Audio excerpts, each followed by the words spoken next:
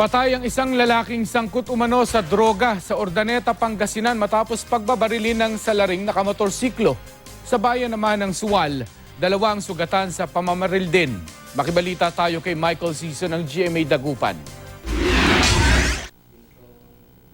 Nagpapalinis ng kanyang kotse sa isang car wash ang 41 anyos na si Christopher Quaresma nang bigla siyang pagbabarilin ng mga hindi pa nakikilalang salarin na sakay ng motorsiklo sa barangay ng Kayasan, Urdaneta City, Pangasinan. Tama ng bala sa iba't ibang bahagi ng katawan ng tinamo ni Quaresma. Ayon sa pulisya, sangkot umano siya sa iligal na droga. Lumalabas po yung kanyang pangalan na isa siya sa mga sources po ng ipinagbabawal na gamot. Not only here in Urdaneta City but also sa mga karatig po na lugar. Patuloy na inaalam ng mga otoridad ang pagkakakilala ng mga nasa likod ng pamamaril.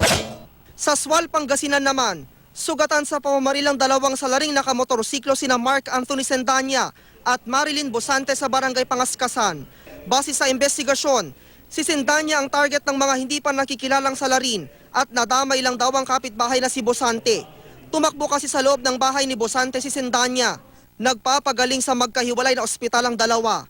Ayon sa pulisya, drug surrender si Sendanya.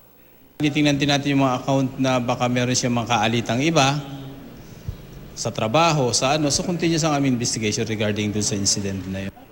Michael Season, Nagbabalita, Pilipinas.